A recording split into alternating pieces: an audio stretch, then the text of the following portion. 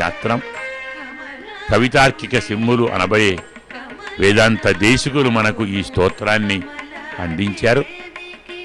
ఇలా హయగ్రీవ అవతారం, హయగ్రీవ స్వామి వేదాలను హరించినటువంటి రాక్షసుణ్ణి సంహరించి మళ్ళీ బ్రహ్మకు వేదాలు అందించిన మహానుభావుడు. అందుకే హయగ్రీవ స్వామి స్తోత్రంతో అశ్వవాహనుడైన స్వామిని సేవించటంతో మనకు అన్ని విద్యలు వస్తాయి అని మనం చెప్పుకుంటాం. అందుకే ఈ స్వామిని చూడండి, అశ్వవాహనంతో విహరిస్తున్న స్వామిని చూడండి, అన్ని విద్యలు పొందండి అని మనం చెప్తాం. మరొకసారి అశ్వం యొక్క ఆకారాన్ని, స్వరూపాన్ని, స్వభావాన్ని మరీ మరీ దగ్గర నుంచి గమనించండి. స్వామిని ఎంత ఉత్సాహంగా, ఎంత ధన్యతను భావించి సేవ చేస్తూ ఉందో. ఈ అశ్వం ఎక్కడిదో కాదు, ఎవరిదో కాదు, మన అశ్వమే. అంటే ఇవి మన ఇంద్రియములే. నిజంగా మన ఇంద్రియం మీద కూడా స్వామి ఇలా పయనించగలిగితే, ఇలా విహరించగలిగితే అంతకంటే కావాల్సిందే ఉందండి. ఇక మన ఇంద్రియాలు పక్కదారికి పోతాయా? మరొక దాన్ని కోరుతాయా? వేరే దాన్ని ఆశిస్తాయా? పరమాత్మ నా మనస్సులో నిండా నీవే ఉండు, నా బుద్ధి నిండా నీవే ఉండు, నా ఇంద్రియాలంతటా నీవే విహరించు. ఇక నా ఇంద్రియాలు, నా మనస్సు, నా బుద్ధి మరెక్కడికి పోదు, మరెవరినీ కోరదు. ఇలా భావించుటే, ఇలా ప్రార్థించుటే, ఇలా ఆశించుటే అశ్వవాహనంలోని పరమాత్మ. ఇక్కడ మహానుభావులు, భక్తులు స్వామి యొక్క విచిత్రమైన రూపాలతో, దేవేరులతో, మరొకరితో మనకు దర్శనమిస్తూ ఉన్నారు. పరమాత్మ వారి మనస్సులో ఆ బుద్ధిని కలిగించి ఆ రూపాన్ని మనకు దర్శింపచేస్తున్నాడు. విభావయామి అహంలోకే సంభావయామి అంటాడు పరమాత్మ. దదామి బుద్ధియోగం తం ఏనమాం ఉపయాంతితే అంటారు. అందువల్ల పరమాత్మ మన ముందర ఎంత బాగా ఉన్నాడు. ఒక పక్క నిరంతరం తాను గదా వాహనం పరమాత్మకు, వీరంతా వాహనంగా వస్తున్నారేమిటి అనుకొని అప్పుడప్పుడు గరుడు మనకు కనబడుతున్నాడు. అసలు వాహనం నేను కదా, స్వామి నా వెంట ఉండాలి, నా పైన ఉండాలి, నా మీద ఊరేగాలి కదా. మరి అశ్వము అంటున్నారు, గజము అంటున్నారు, ఏమిటండి ఇది? మీరు నేను కాదనుకుంటారో ఏమో, అవన్నీ నేనే అంటాడు గరుడు. ఎలాగైతే ఆదిశేషుడు నివాస, శయ్య, ఆసన, పాదుక, అంశక, ఉపధాన, శ్రీతాతప వారణాదిపి అని స్వామి ఎప్పుడు ఏ రూపం కావాలంటే ఎలా మారాలనుకుంటే ఆ రూపాన్ని ధరించి సేవ చేస్తూ ఉన్నట్టుగా పరమాత్మకు వాహనం అంటే గరుడుడే. మరొక వాహనం మనకు పరమాత్మకు ఉండదు, గరుడుడే ఉంటాడు. కాబట్టి అతను ఏ వాహనంలో వచ్చినా పరమాత్మ ఆ రూపంలో వచ్చాడని అర్థం. గరుడు ఆ రూపాన్ని ధరించాడు అర్థం. అశ్వమన్నా గరుడే, గజమన్నా గరుడే. ఇలా ఒక శేషుడు తప్ప ఇతర అన్ని వాహనాలు గరుడే. సర్వభూపాలము అంటే గరుడే. సూర్యప్రభ, చంద్రప్రభ, ఇలా ఏది చెప్పుకున్నా గరుత్మంతుడే పరమాత్మ కోరిన మేరకు ఆ రూపాన్ని ధరించి మనకు కనపడుతున్నాడు. మనం ఆ విషయాన్ని మర్చిపోకూడదు. ఇలా అశ్వ రూపంలో మనము ఉన్నటువంటి వాహనాన్ని అధిరోహించి ఊరేగుతున్న స్వామి యొక్క దివ్య రూపాన్ని గమనిస్తున్నాం. ఈ అశ్వం అంటే స్వామి హయగ్రీవుడు అన్నాం. ఈ హయగ్రీవ అవతారంలో, హయగ్రీవ రూపంలో మరొక రహస్యం కూడా ఉంది. దాన్ని కూడా ముచ్చరించుకుందాం.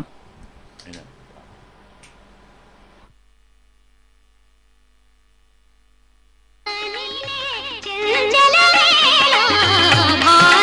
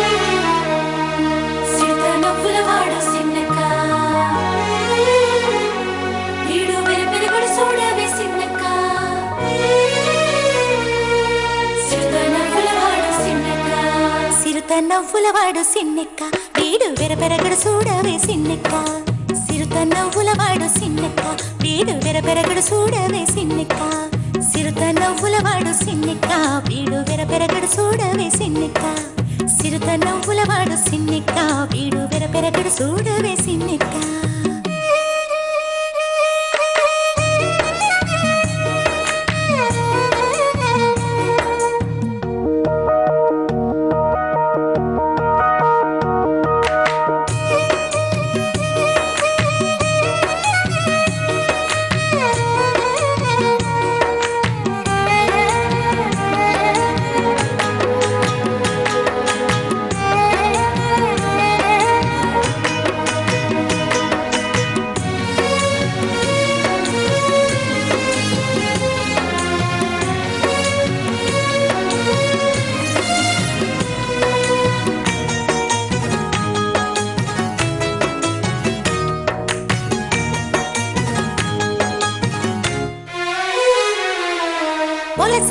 వాడు బోరవీపు వాడు సెలసు మోరవాడు సిన్నెక్క పొలసుమేని వాడు బోరవీపు వాడు సెలసు మోరవాడు సిన్నెక్క గులుసుల వంకాల కోరాలతో భూమి వెలిసినాడు చూడవే సిన్నెక్క గులుసుల వంకాల కోరాలతో భూమి వెలిసినాడు చూడవే సిన్నెక్క సిరుత నవ్వులవాడు సిన్నెక్క వీడు వెరపెరగడు చూడవే సిన్నెక్క సిరుత నవ్వులవాడు సిన్నెక్క వీడు వెరపెరగడు చూడవే సిన్నెక్క సిరుత నవ్వులవాడు సిన్నెక్క వీడు వెరపెరగడు చూడవే సిన్నెక్క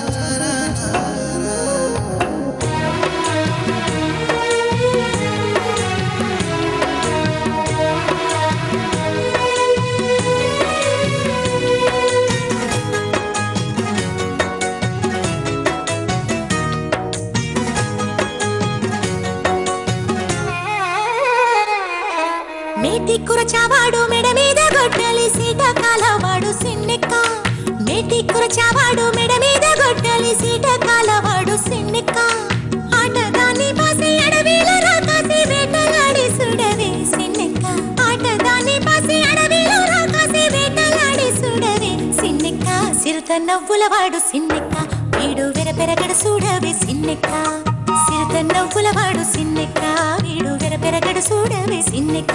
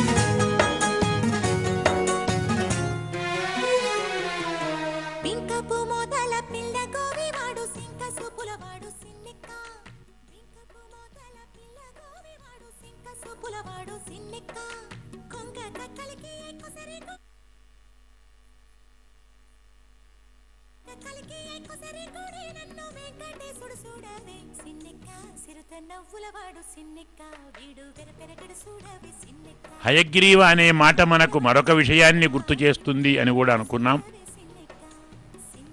శ్రీమద్ భాగవతానికి హయగ్రీవ బ్రహ్మ విద్య అని పేరు.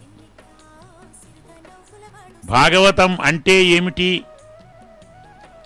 అనే ప్రశ్న వచ్చినప్పుడు దానికి ఒక నిర్దుష్టమైన విస్పష్టమైన లక్షణం చెప్పారు. ఇక్కడ ద్రావిడ వేద పండితులు దివ్య ప్రబంధాన్ని అధ్యయనం చేస్తూ ఉన్నారు. స్వామి వాహనం ముందు వారు నడుస్తూ స్వామిని కీర్తిస్తూ ఉన్నారు. దానికి ముందర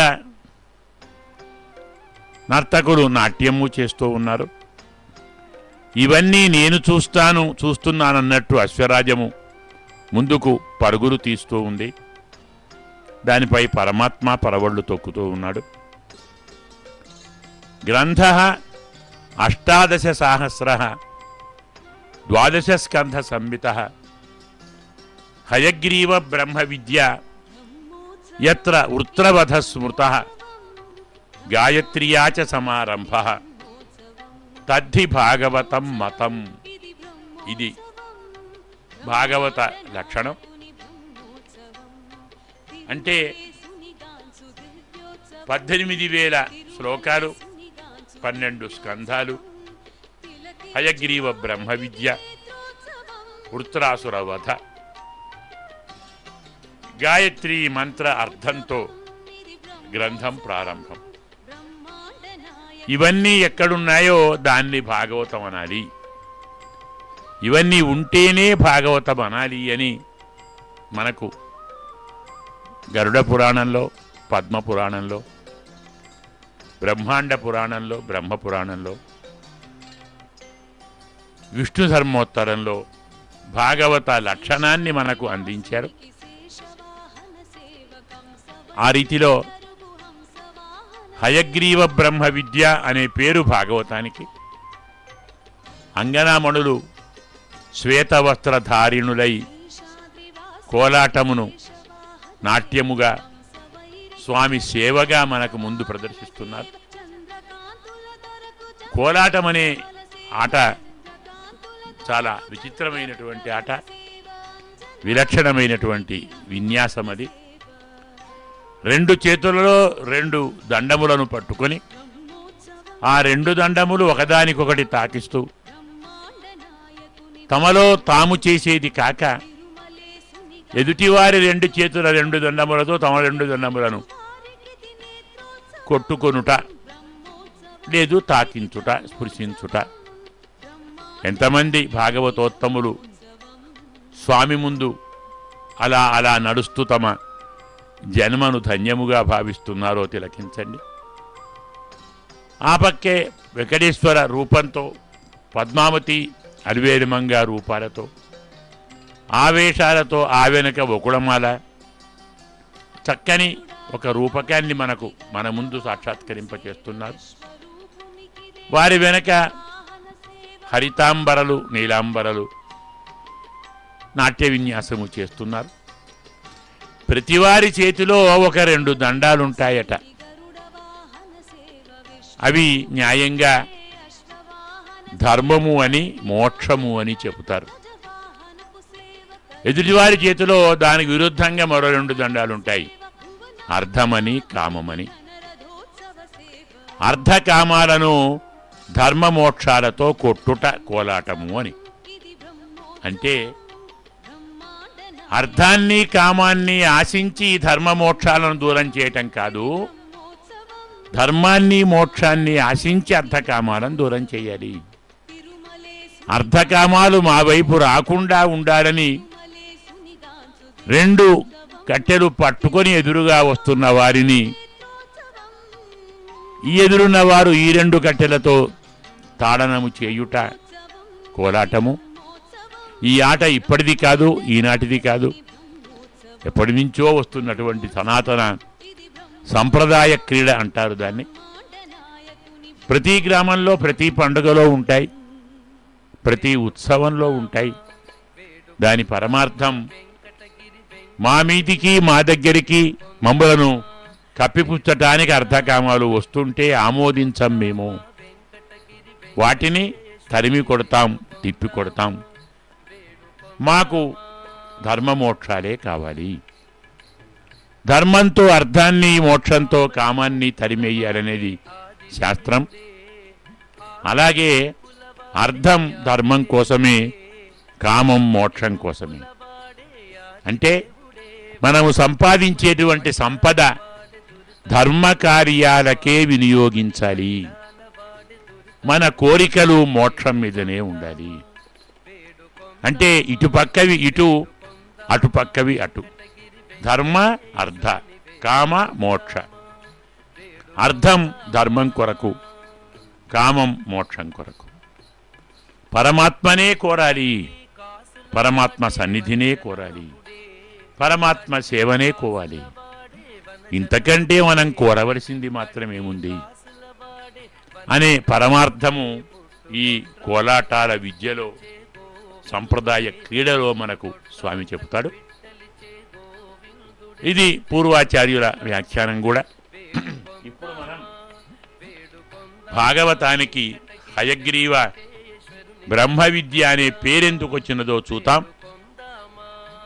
హయగ్రీవ బ్రహ్మ విద్య అన్నదానికి అర్థం నారాయణ కవచం. నారాయణ కవచాన్ని హయగ్రీవ బ్రహ్మ విద్య అంటారు. దానికి ఎందుకు ఆ పేరు వచ్చింది అంటే,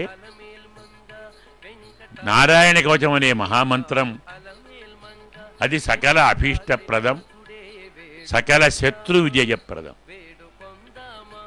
నారాయణ కవచం శత్రు విజయాలను అందించేది. అంటే శత్రువులపై మనం విజయాన్ని పొందుతాం. ఆ నారాయణ కవచం తెలిసిన వాడు ఆ రోజుల్లో ఒక్క దధీచి మహర్షి మాత్రమే ఉండేవాడు. అతనికి విద్య తెలుసు. ఆ మంత్రాన్ని సాధించి మనం కూడా ఎన్నో ఘనకార్యాలు చెయ్యాలి, లోకోపకారం చెయ్యాలనుకున్న ఇద్దరు దేవతలు, అశ్వినీ దేవతలు అంటారు. వారు స్వర్వైద్యులు. అంటే స్వర్గంలో వాళ్ళు వైద్యులు. ఇక్కడ శ్వేతాంబరధారులుగా నాట్యం చేస్తూ స్వామిని తిలకిస్తూ ఉన్నారు. వారు పులకిస్తూ ఉన్నారు. ఆ నాట్యాన్ని చూచి, పరమాత్మ సేవను చూచి మనము ఆనందిస్తున్నాం. దధీచి మహర్షి నుండి నారాయణ కవచాన్ని నేర్చుకోవాలని అశ్వనీ దేవతలు ఇద్దరూ ఋషి దగ్గరికి వచ్చి ప్రార్థించారు. స్వామి, మాకు ఆ విద్య కావాలి, మేము మీ శిష్యులమవుతాం, నేర్పండి అని. తథాస్తు, అలాగే చేస్తాను నాయన, కానీ ఇప్పుడు నేను యజ్ఞం ఆచరిస్తున్నాను, యజ్ఞం పూర్తి అయి అవబృత స్నానానికి రండి, మీకు చెప్తాను అని పంపించాడు. న్యాయము కూడా. అశ్వవాహనం ముందర అశ్వము నడుస్తూ ఉంది. అది సువర్ణాశ్వము, శ్వేతాశ్వము, ఇది నీలాశ్వము, లేదు కపిలాశ్వము అని మనం చెప్పుకుంటాం. అశ్వనీ దేవతలిద్దరూ వెళ్ళిపోయిన తరువాత అశ్వనీ దేవతలిద్దరూ ఎక్కడికో వెళ్ళారు, ఏదో ప్రయత్నం చేస్తున్నట్టున్నారు అని అనుమానం వచ్చిన ఇంద్రుడు విషయం తెలుసుకున్నాడు. దధీచి దగ్గరికి వెళ్ళారా? తాను వెళ్ళాడు. స్వామి, మా శిష్యులు వచ్చారు కదా, మా ఇద్దరు ఏమడిగారు? నారాయణ కవచం అడిగారు. అయితే దాన్ని మొదలు మాకు చెప్పండి. నేను కదా రాజును, నేను త్రైలోక్యాధిపతిని కాబట్టి ముందు ఆ విద్య నాకు చెప్పండి, నా తరువాతే మరెవరికైనా చెప్పాలి. వారు ముందు వచ్చారు, వారు ముందు అడిగారు. ఈ ప్రశ్నలన్నీ నాకొద్దు. ఎంతమంది భాగవతోత్తములు, వేదాంత పండితులు, ద్రావిడ ఆగమ పండితులు స్వామి ముందర నిలబడి చేతులు కట్టుకొని మరి తమ భక్తి ప్రపత్తులను ప్రకటించుకుంటున్నారు. ఇలా ఇలా అలా పెద్ద జీయర్లు, చిన్న జీయర్లు, ఈ పక్కన భజన మండలులు అంటాం, కీర్తనలు అంటాం.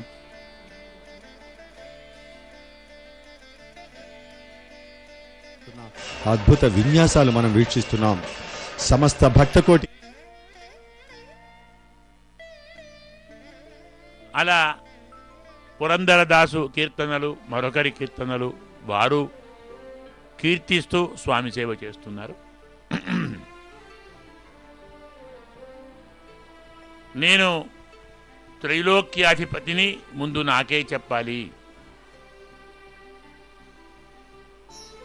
అలా నాకు కాక వారికి ముందు చెప్తానంటే రాజుగా నేను మీ శిరచ్ఛేదం చేస్తాను. ఇక్కడ పీతాంబరాలు ధరించి అంగనామణులు కోలాటమును వేస్తున్నారు. ఇంతకుముందే కోలాటంలోని సంప్రదాయ అర్థాన్ని మనం విన్నాం. ఒకసారి దాన్ని స్మరించుకోండి. ఈ కోలాటంలో ఆ విద్యను, ఆ అంతరార్థాన్ని, ఆ ఐతిహ్యాన్ని జోడించిన నాడు మనస్సు పరమానందాన్ని పొందుతుంది. పరమార్థం తెలిస్తే కదా ఆనందం. ఆనందం అర్థజ్ఞానంతోనే కలుగుతుంది. అర్థము తెలియని నాడు మన చేతిలో ఉన్న వస్తువు బంగారము అని తెలియకుంటే మనం దాన్ని ఎందుకు గౌరవిస్తాం, ఎందుకు ఆదరిస్తాం? ఓ రాయిలాగా బయట పారేస్తాం. అది బంగారం అండి, దాని విలువ ఇంతండి అంటే అబ్బో ఇంత విలువ నా దగ్గర ఉందా, ఎంత సంతోషిస్తాం. మరి అన్ని బంగారాలకు బంగారం కదా మన స్వామి. ఇక్కడి అంగనామణులు కోలాటములతో విచిత్రమైనటువంటి నాట్యములు చేస్తున్నారు. నాట్య శిక్షకులు వారితో ఆ శిక్షణ ఇప్పిస్తూ ఉన్నారు. భక్తజన సందోహం పరమాత్మను నిరీక్షిస్తూ ఉన్నారు, దర్శించుకుంటూ ఉన్నారు. నేను రాజును కాబట్టి ముందు నాకు చెప్పకుండా వారికి చెప్తే మీ శిరచ్ఛేదం చేస్తానని బెదిరించాడు ఇంద్రుడు. సరే నాయనా, నువ్వేం చేసినా నేను యజ్ఞంలో ఉన్నాను. యజ్ఞభాగం పూర్తయిన తర్వాత నీవు రావాల్సింది. చమత్కారం గమనించండి. మరి యజ్ఞం చేసే దేవతల కోసమే కదా. ఇంద్రుడు ఆ దేవాధీశుడే కదా. అతనికే హవిస్సు ఇస్తున్నారు. మరి అతనే వచ్చి అడుగుతుంటే కాదంటున్నారు. ఇదేమిటండి, ఇదేం భక్తి అండి మనకు అనుమానం. కానీ అతనికి హవిస్సు అర్పించటం లేదు. సంప్రదాయంలో మనం ఏ దేవతలను పూజించినా పూజ ఆ దేవతలకు కాదు, ఆ దేవత అంతర్యామైన పరమాత్మకి. వరుణాంతర్యామినే భగవతే పుండరీకాక్షాయ నమః అంటాం. నిజమైనటువంటి ఋషులు, పరమార్థ జ్ఞానమున్న ఋషులు తుచ్చమైన, నశ్వరమైన, తాత్కాలికమైన, అల్పమైన స్వర్గసుఖాన్ని కోరుతారా? స్వర్గాన్ని కోరి యజ్ఞం చేస్తారా ఋషులు? ఋషులు యజ్ఞం చేస్తున్నారంటే పరమాత్మను కోరే చేస్తున్నారు. యజ్ఞములకు అర్థం పరమాత్మ ఆరాధనే. పరమాత్మ ఆరాధనలో ఇంద్రుడు కూడా ఒక పాత్రధారి. అతను కూడా పరమాత్మ ఆరాధించాలి. ఇక్కడ మంగళవాద్యాలు, ఆ పక్క నాట్య భంగిమలు, ఆ పక్క రక్షక భటుల జాగరూకత అన్నీ మనం గమనిస్తున్నాం. ఈ పక్కన అశ్వములు. ఇలా పరమాత్మను ఆరాధించాలి, పరమాత్మను స్మరించాలి, పరమాత్మనే పూజించాలి. దాన్నే యజ్ఞం అంటారు. పరమాత్మను పూజించటంలో ఇంద్రుడు భాగస్వామి కావాలి. కాను తాను ఆ విషయాన్ని మర్చిపోయి స్వార్థ భావనతో నాకు ఆ విద్య కావాలి అని మీరు చెప్పాలి. తాను విద్యను కోరి శిష్యుడిగా వచ్చి విద్య నేర్చుకోకముందే శిరచ్ఛేదం చేస్తానన్నాడు. ఎంత గొప్పవాడండి ఇంద్రుడు! ఎంతటి గురుభక్తి ఉందనుకోవాలి మనం. ఇలాంటి ప్రవర్తన ఉంది కాబట్టే పలుమార్లు మాటిమాటికి రాజ్యభ్రష్టుడయ్యాడు. ఎన్నిసార్లు రాజ్యాన్ని పోగొట్టుకున్నాడు. ఎన్నిసార్లు మళ్ళీ పరమాత్మ అతనికి సహకరించి రక్షించి మళ్ళీ రాజ్యాన్ని ఇప్పించాడు. అయినా అదే తప్పు, అదే పొరపాటు మళ్ళీ చేస్తున్నాడు. ఏమైతేనేమి అలా ఇంద్రుడు చెప్పి వెళ్ళిపోతే సరే యజ్ఞం కాస్త పూర్తయింది. అవబృత స్నానము కూడా అయిపోయింది. అశ్విని దేవతలు సమయం కోసం ఎదురు చూస్తూ అమాంతం వచ్చారు. స్వామి మీరు అన్నారు అవబృతం అయితే చెప్తానని, ఉపదేశిస్తానని. అవబృతం అయిపోయింది కదా స్వామి, ఉపదేశిస్తారా? మీరు అడిగింది న్యాయమే, నేను ఇస్తానని మీకు మాట కూడా ఇచ్చాను. కానీ మీరు వెళ్ళిపోయిన తరువాత మీ రాజు వచ్చాడయ్యా ఇంద్రుడు, ఆయనే కావాలన్నాడు. ఆయన కావాలనటమే కాదు, ఆయనకే చెప్పాలన్నాడు. ఆయన కాకుండా మీకు చెప్పితే శిరస్సులు ఛేదిస్తానన్నాడు. రాజు కదా, త్రిలోకాధిపతి, అతను ఆజ్ఞనం కాదనగలమా? మరి ఏం చేయాలి చెప్పండి అన్నాడు. అంతేనా స్వామి? ఇంద్రుడు శిరస్సును ఛేదిస్తానన్నాడా? గమనించారా చమత్కారం? చిలుకను ధరించి, ఒక పుత్తలికను తమ శిరమున ధరించి నాట్య విన్యాసాన్ని చేస్తూ ఉన్నారు. మనం మోహిని అవతారంలో చిలుకను చూచాం, ఆండాడు దగ్గర చిలుకను చూచాం. ఈనాడు ఈ నర్తకుని శిరస్సులో బహుచక్ర మకుటంలో చిలుకను చూచాం. సరే, పరమాత్మ హరిస్తున్నాడు, సంతోషిద్దాం. ఇక్కడ ఆమ్నాయ పండితులు, అక్కడ పరమాత్మ తేజపుంజముగా, కోటి భాస్కర సమాన తేజపుంజముగా పరమాత్మ మనకు దర్శనమిస్తున్నాడు. దాన్ని మనం దర్శించుకుందాం. ఇంద్రుడు శిరచ్ఛేదం చేస్తానన్నాడా? ఆ పని మేము చేస్తామండి అన్నారు అశ్విని. అదేమిటి నాయన అలా అంటున్నారు మీరు? అంటే స్వామి క్షమించండి, భయపడకండి, మా ఉద్దేశ్యం అది కాదు. మీరు మాకు ముందు విద్యను నేర్పండి, మాట ఇచ్చారు కాబట్టి. అయితే మాకు ముందు విద్య నేర్పితే ఇంద్రుడు శిరచ్ఛేదం చేస్తానన్నాడు కదా, అందుకోసం ముందా పని మేం చేస్తాం. మీ శిరస్సును తీసి పక్కన పెడతాం, మీకు ఇంకో శిరస్సు పెడతాం, దానితో మాకు చెప్పండి. ఇంద్రుడు వచ్చి ఆ శిరస్సును తీసేస్తాడు, మళ్ళీ మేము మీ శిరస్సు మీకు పెడతాం. అప్పుడు మా విద్య మాకు వస్తుంది, మీ ధర్మము కాపాడబడుతుంది, ఇంద్రుని పంతము నెరవేరుతుంది, మీరు సజీవంగా ఉంటారు. ఎవరికి ఎలాంటి భేదం లేకుండా జరుగుతుంది స్వామి అంటే సరే అని స్వామి ఆమోదించాడు. అలా అశ్వనీ దేవతలు శిరస్సును మార్చి అశ్వశిరస్సును హయగ్రీవునిగా చేశారు. ఆ శిరస్సుతో నారాయణ కవచాన్ని అశ్వని దేవతలకు చెప్పాడు స్వామి. అన్న ప్రకారం ఇంద్రుడు వచ్చి ఆ శిరస్సును ఖండించాడు. మళ్ళీ అశ్వని దేవతలు వారి శిరస్సు వారికి అందించారు.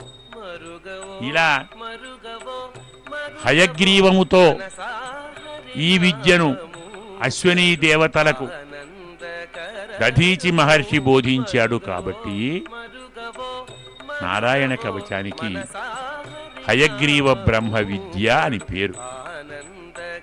మనము ఈనాటి ఈ అశ్వవాహన ఉత్సవంలో దాన్ని కూడా స్మరించుకోవటం ఉచితమే కదా. అందుకు ఒక పక్క హయగ్రీవ అవతారాన్ని, మరో పక్క హయగ్రీవ బ్రహ్మ విద్యను, ఇంకో పక్క అశ్వవాహనమును చూచి మన ఇంద్రియములను, స్వామి చేతిలో ఉన్న పగ్గములను చూచి మన మనస్సును, స్వామి చేతిలో ఉన్నటువంటి కశను అంటే కొరడాను చూచి మన బుద్ధిని ఒక్కసారి గుర్తు చేసి